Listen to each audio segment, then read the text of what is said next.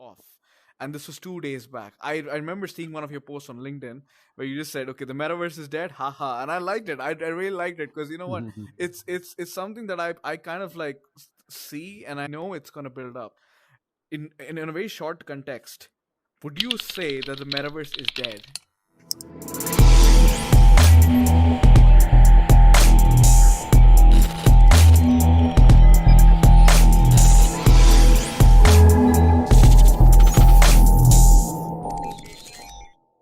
You're officially.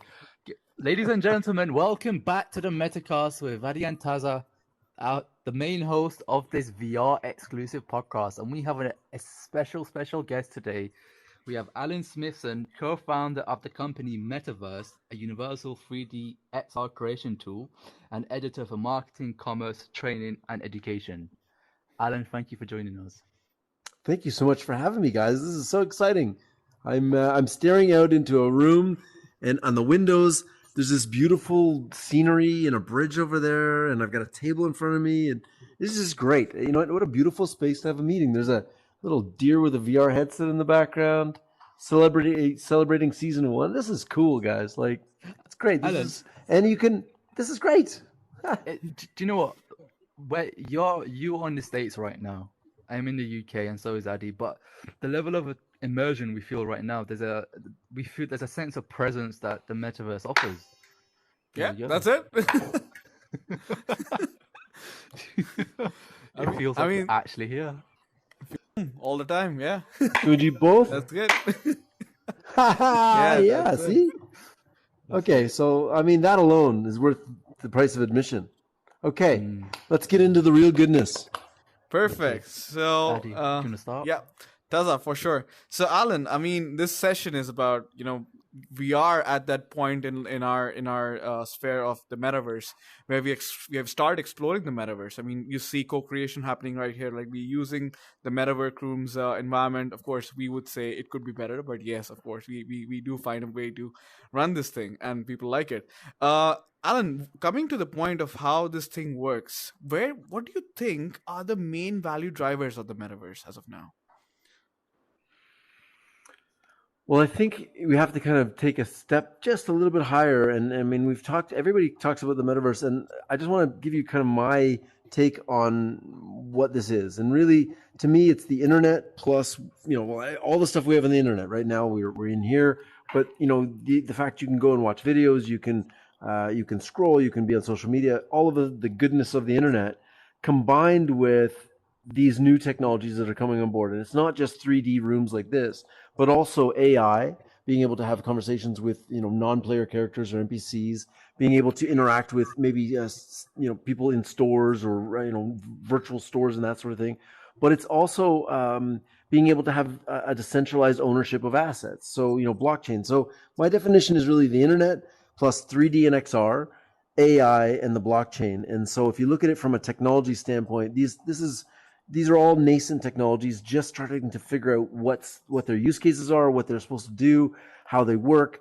And the cool thing about this is that the real value is starting to be found, right? We're starting to find value in having a decentralized token system where no entities can keep your money.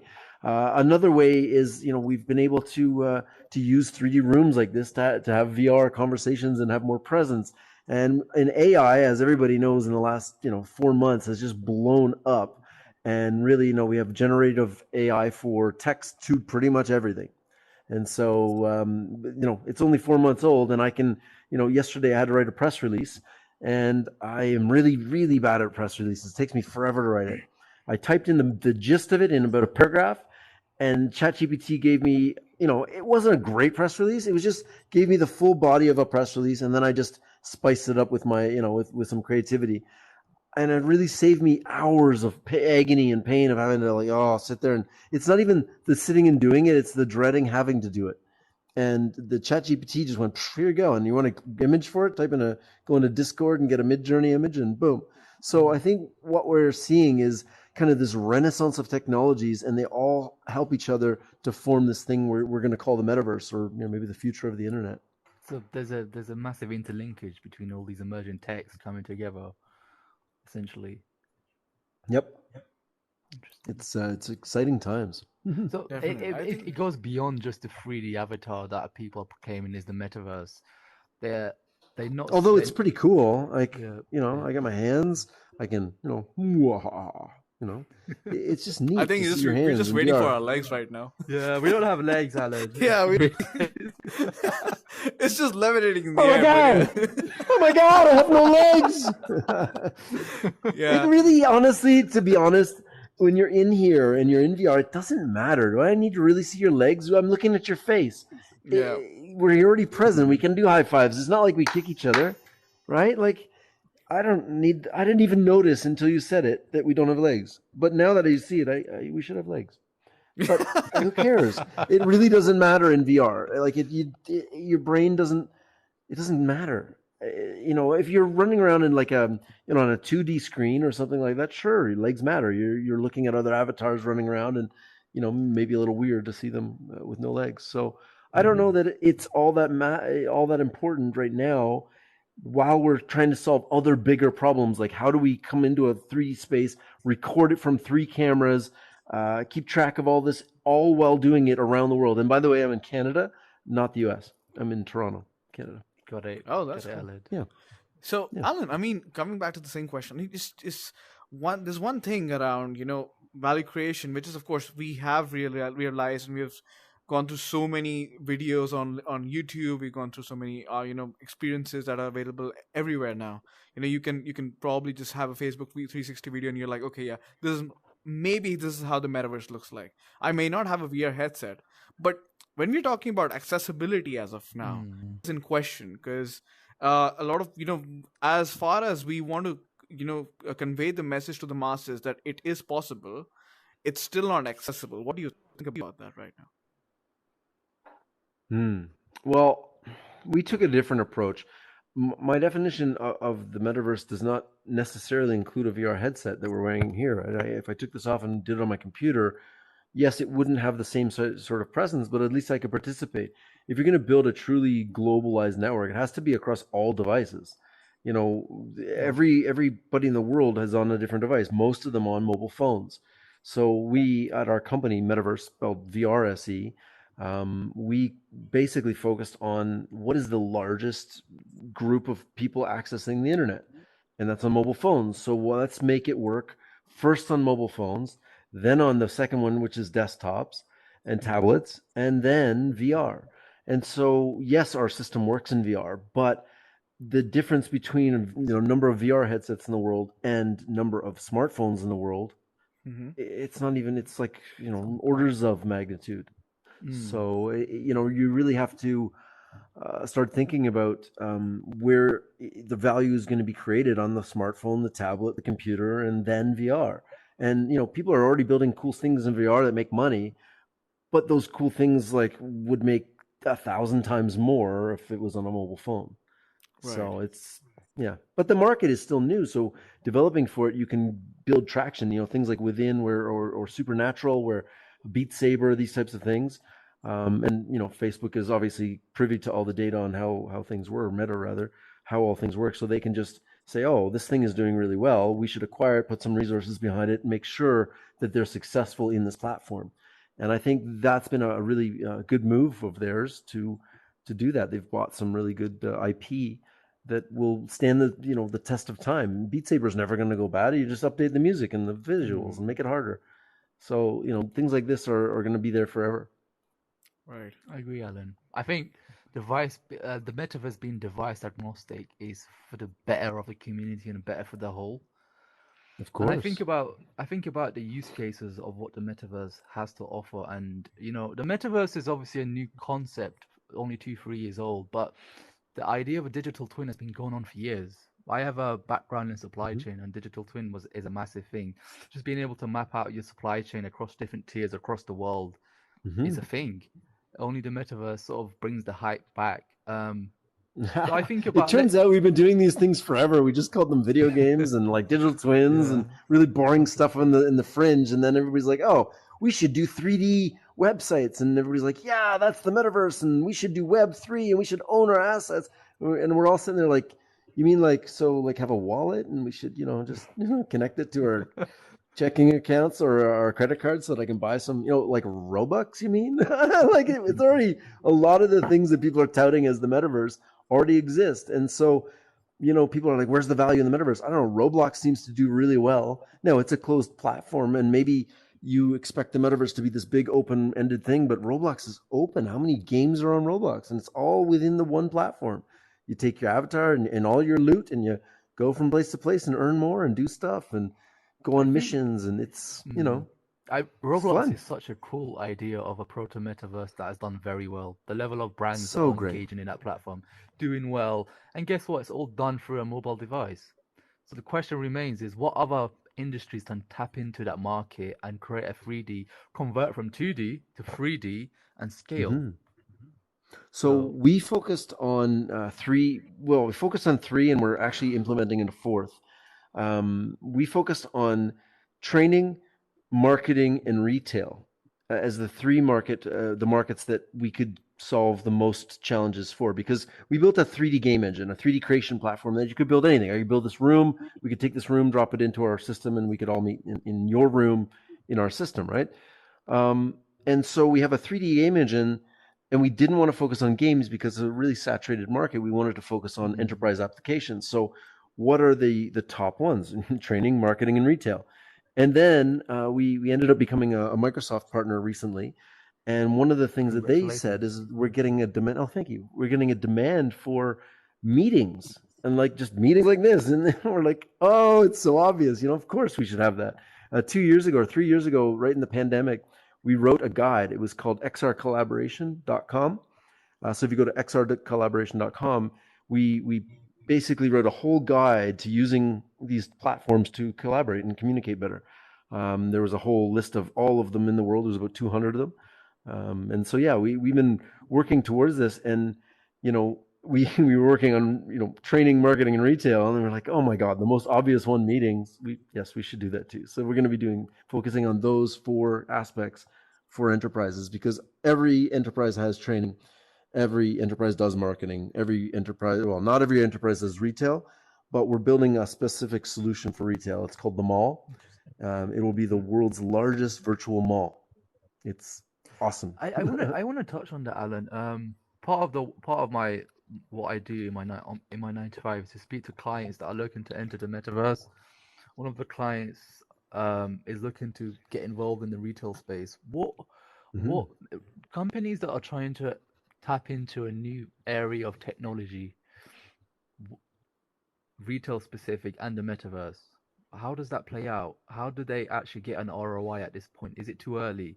Are we at the right time? There's a million questions Yeah, that I just think about, and I'm I like, I don't think know. there's it depends on what you sell. I'll tell you for easy one is sunglasses or glasses in general. You're wearing glasses. Have you ever used a virtual try-on to try on glasses on a website? I have not as of now. Yeah, not Okay, really. so go online and look at any website for glasses, and try and just they'll have a little try on button, right? AR, and there are various levels of crap. To be honest, most of them are crap. You try it on, you take maybe 3 pictures of your head, and then it glues it on all artificial. And then there's other ones that are AR that are kind of okay. Nobody's really nailed the glasses try on except for one company, and that one company is now doing everybody. And so if you own a glasses company and you want to sell online, you need a virtual try on. It just makes sense. I want to try these on my face and see what they're going to look like, and that sort of thing. Um, that is actually super important. And what's happened over the last, let's say, 5 years, this went from a crazy startup idea, oh well, yeah, this is great, we should do virtual try on glasses, to the biggest companies in the world all have this as just standard part of their website. So I think we're already starting to see value being created. It's not every day. And like brands like Nike, building Nike Land in Roblox. These are important, huge brands that are, of course, they're dabbling, they're testing the waters, but they're creating value now. So yeah.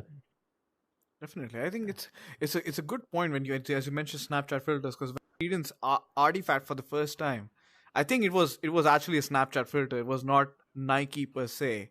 And when I Yeah. think when Nike teamed up with Artifact, I think I gained more recognition and association with the brand, because knowing the fact that I had recall of an AR filter, which of course was a brand I did not know and was now a part of Nike, created more utility for me because I started to explore it more than I would normally do. So I went to Yep. OpenSea and I saw a lot of tokens. I saw a lot of NFTs out there. And I'm like, okay, this is something new. And I think Nike and Artifact also have a virtual pod that's available on Spatial, your own custom environment. So you're just like, I think there's Yep. so many ways of inheriting brands in the virtual space and owning up to the brand than just the product. I think it's now more about how you virtually can create the experience around you of the brand that you like. It's just like wearing cloth. To hold on one second. Let me just speak to that, Adi, because you're absolutely right. One of the things that when we announced we're doing a virtual mall, we said, okay, what are we going to call it? First of all, we ended up calling it the mall, themall.io. And so the whole point of it was like, okay, we'd go to a brand and say, hey, we've got this mall, and their immediate thing was, well, how many eyeballs are there, and how many SKUs can I put in? And we're like, well, this is not a replacement for e-commerce. This is not that. This is not like Amazon on in 3D. This is a whole new thing where your brand can now create a brand experience to create brand love. Maybe you don't sell anything at all in your space in the mall, but you're creating like a mini video game where you can connect and interact and follow your customer's journey and make room for surprise and delight instead of just trying to ram product down their throat like ruthless procurement of goods rather than shopping. People go to malls because it's entertaining. They kill a few hours, they meet their friends, it's social. Well, why wouldn't a mall be that in the virtual world? So that's what we're trying to pull off. Yeah. Definitely. But Alan, I have a question. Of course, when it comes to brand experiences, that's one thing that's amazing, and we're experiencing it. I think when I was at uni, I was reading case studies, and I was going through a lot of stuff around how these brands were working out. But there's this question around user acquisition, and of course, you remember that there was this timeline where this news went viral that Decentraland, though it had made massive investments, was still not getting the daily active users, and there were so many brands that were still involved in creating so many experiences for users, but we were not seeing a good number for daily active users. So what do you think, is that going to be a part of other metaverse platforms as well? Is it something that's reflecting elsewhere, or are we seeing some form of a gap? Because as you rightly said, people are engaging with the metaverse as we speak, but they don't recognize the phenomenon that is involved with this field as I would right now see it. Because if I see like an AR filter, that could of course be a part of the metaverse, but people don't just create an association, so they call it dead, if I'm right. I think now there's a big difference around how people see these virtual lands and how they're seeing the metaverse as a phenomenon itself. What do you think is the current user perception, if you see it from a global perspective, on a masses perspective, let's say? Away from LinkedIn, away from Twitter, the average user, Exactly. they think the metaverse is dead in the waters, and we completely disagree. Do they? Do they? That's such an interesting one. I Yeah. would assume they. Or does the hype media? died. It does the well. The hype has died, of course, because the hype curves work. Have you guys ever seen the Gardner hype Yep. curve?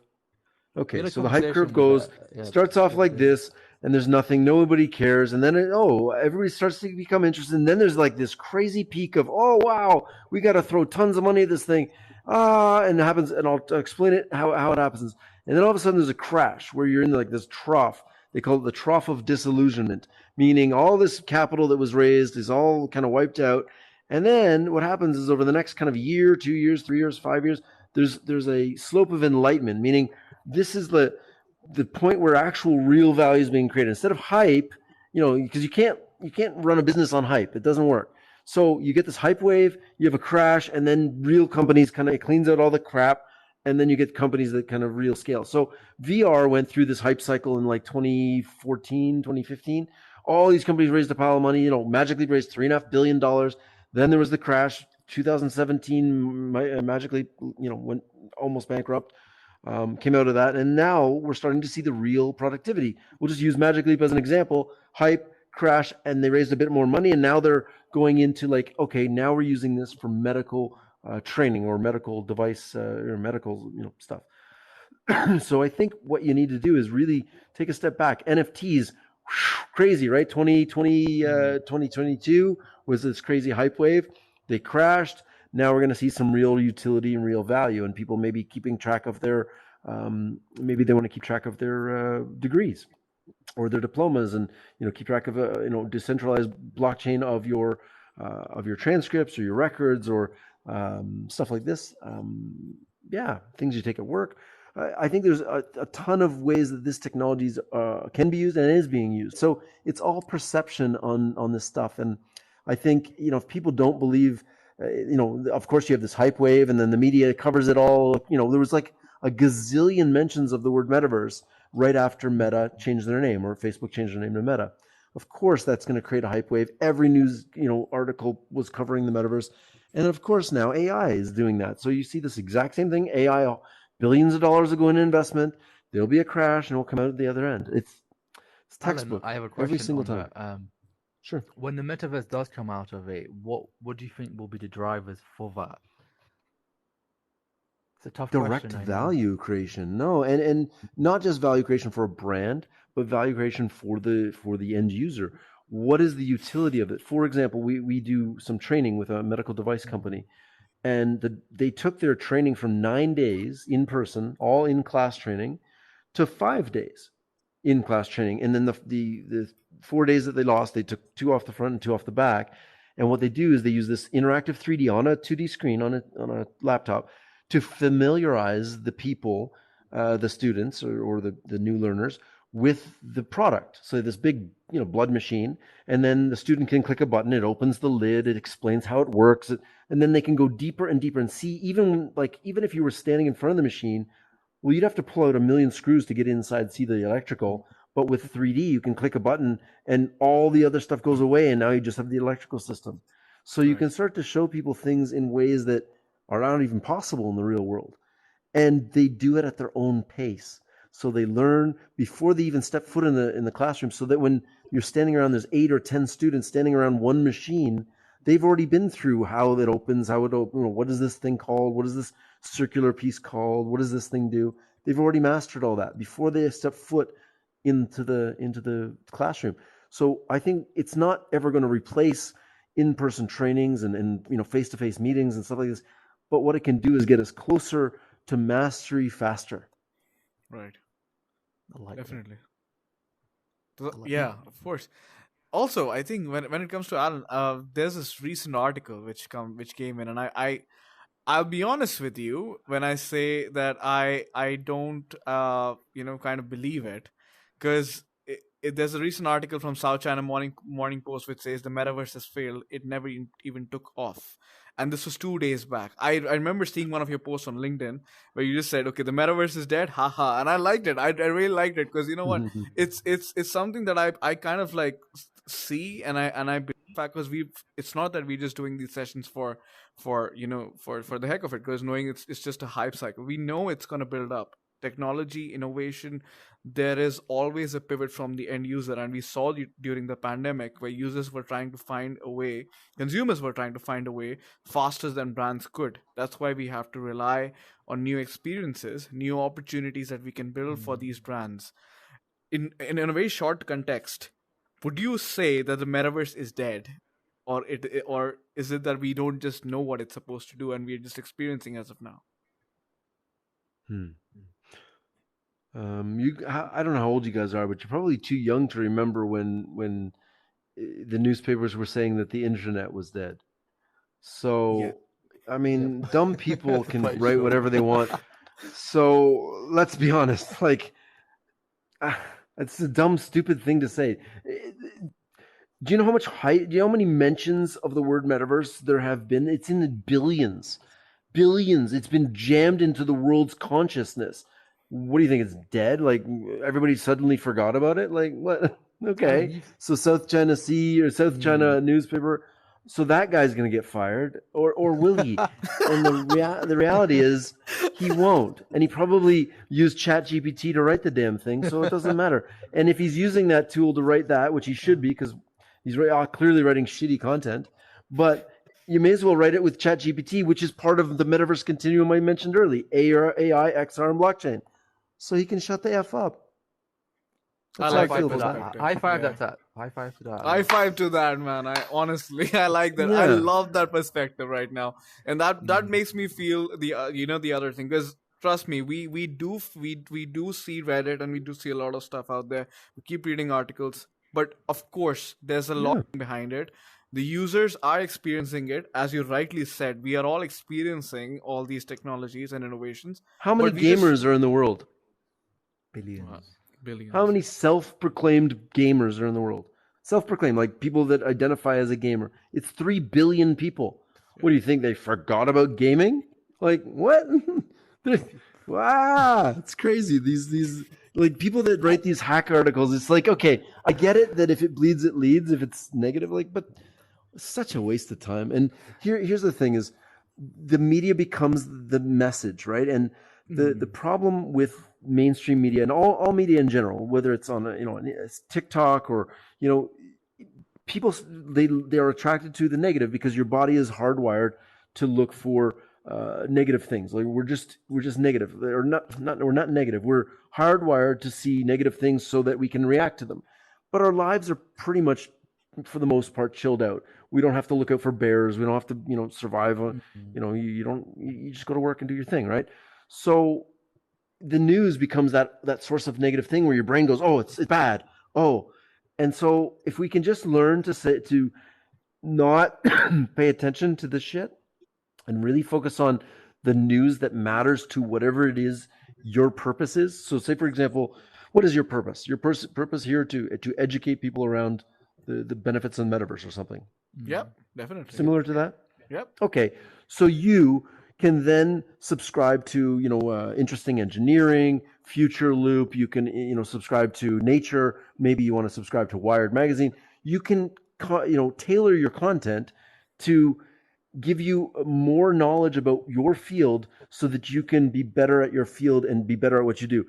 There will be winners and losers, but the models themselves are all based on the same core tech. Absolutely. So, anyway. And Alan, since you mentioned, I'll just tell you one thing. Taza and I never met, I think until December of this last year. We started this podcast in August, and we actually met through just a Zoom call, which turned into a VR zone. And we started this podcast. I was in New Delhi in India, and he was in London at that point of time. Now we're in the same city, but we started a podcast sitting in 2 different locations in the world. And I think it led to collaboration. I think we created a lot of value. We definitely represent what the metaverse can offer, Alan. Yeah. I think this is a point. Case in point. Yeah. Once again, that's definitely. Alan, you've seen the internet grow into the beast it is today. How big can the metaverse become? How much will it triumph the internet? That's a $1 trillion question. Oh, wow! Oh, he's the man. If anyone could answer, oh yeah, for sure. Cool. Okay, well, the global GDP currently is sitting around 100 trillion, I believe, something like that. We'll probably 10x that by it's hard to say. Either by 2030 or 2035, somewhere in between there. Well, my guess is we will 10x the current. Oh, did he go to sleep? No, I think he dropped out. You all right there, yeah. dude? Dude? Oh, that's terrible. Oh man. He's gone AWOL. I think. I think it's just meta. Sometimes System I think overload. Alan, I'll tell you honestly, in the last session as well, this thing happened because he was just sitting right there. Suddenly he vanished and he turned back and he's like, "Okay, guys, I am so sorry." We gotta get the camera on him. What's he doing over here? Hey, wake up! That's always happening. That's actually funny. Okay, so note to the meta guys, if they're watching this, make a little. It says connecting, but don't make him gray like that. That's creepy. Make it. He's gonna come back. The only thing you rightly mentioned, even in the last podcast, we just said because Meta can hear this conversation as of what they say, right? They can monitor these rooms. So we keep saying it every time it happens. It happens with Taza itself. It doesn't happen with me. I don't know why. It's funny. He always I have some friends that work. almost. I'll send the recording over to them because that's funny. Oh damn! Yeah. But I mean, it's. I- I think it's a perfect space to be in. It's. The moment Yeah. I think about it, it's like I know how to create association. It's great. I always use the word association because that's one of the strongest words that help create the first step that leads to building value for the end user, and that's there as of now, as of how I speak specifically with how you're working with things, Alan. I love it, and I think it's all of your opinions on how we are in the metaverse and where we are in this space right now are absolutely correct. It's just a space, it's just a gap where consumers understand it, and I think it'll take time, as you rightly mentioned, in terms of the hype curve we are in right now. It's supposed to come in the right form, but the real Yeah. value, as you rightly mentioned, quote unquote, the real value is there, and it's gonna Oh be yeah, realized and soon as it'll well. only get bigger and bigger, right? So, once you realize, oh, hey, we can like Zoom. We had Zoom a long time ago. It was called Skype. Like it's not new, but or Zoom came along during the pandemic at a time where we needed something better than what there was existing, and so they just ended up getting market dominance in Yeah, technology. And same thing with Amazon. You know, pandemic hits and you're like, okay, I could go to the store with people in it and subject myself to potential death, or I could just order on Amazon and it'll be in my house and I never have to see anybody again. So like we People took a choose quantum leap. convenience. Nike went from Mm. their goal by 2020, I think their goal by 2028 was 50%, sorry, 25% digital, direct to mm-hmm. consumer, Mm-hmm. and they surpassed that in 2020. Yep, it's true, We want to absolutely. do that. It's been lovely. It's been lovely having you, and I Oh, look thank you forward to guys. It's been you fun. showing us the mall. Like honestly, Ah, seeing brands. It's I'm very looking I'm forward to keeping eyes on showing you, you the Alan. mall I'm too. keeping my eyes on you on LinkedIn every day now. For sure. I post every day, guys. Every day, several times a day, love it. and basically I read, I don't know, maybe 5 or 6 hours a day. And what you see me post on LinkedIn is the best of that. So like, used to post once a day, and then of course the news is coming faster than because I only post the cool stuff. I'm like, oh, that's really interesting. I post it. If I don't think it's interesting or cool, I just don't share it. I don't care. Like, I don't know, it just gets pushed away. So if I think it's cool or interesting or brings value, I'll put it on LinkedIn, and I post every single day at least once. But recently up to 4 times a day. Yeah. Oh yeah, that's good. Love it. Everything from AI, blockchain, and 3D. Yeah. Awesome. But Alan, I mean, Alan. thanks for joining us for this session. I think Can we do a it's fist bump? Does that work uh, too? uh, No. oh yeah, it did, Oh, it it did, does. it Wait, did. it Yeah. did. It did. Is it different? Is it different than Yeah, a clap? it's different. Oh, Yeah. it It is. makes a different What? noise. Oh. So yeah, God. I mean, guys, this is, I think this has been Meta. the Come on. That's amazing. I craziest. can't do my own though. Nah, I don't think we can do that. No, But yeah, I won't do it. but One I more. mean, oh for sure. Yep, there we That's go. so cool. But Oh, I mean, guys, Alan, that's of great. course, it's been an amazing session. I think I think it's grabbed the best insights of where we are right now and how we should be seeing the metaverse. Of course, this session goes out to the masses. So, guys, once again, I mean, thanks for joining us. Please follow Alan on LinkedIn. I mean, I love his posts personally, and I think I referenced one of his posts as well. But I definitely feel like we are looking at real value in the metaverse now, and it's going to be big. It's going to be really big. The metaverse is definitely not dead. I can say that, and Alan has said it as well, and everyone is saying it. I love So it's there. It's there. It's definitely there. But yeah, just keep following us and stay in touch with this community. Thank you so much, Alan. Stay tuned, And everyone. Thanks, guys. welcome to the Metacast Thank you, family. Taza. Thank you, Eddie. Cheers. Thank you. Oh, thank you, guys. Appreciate it.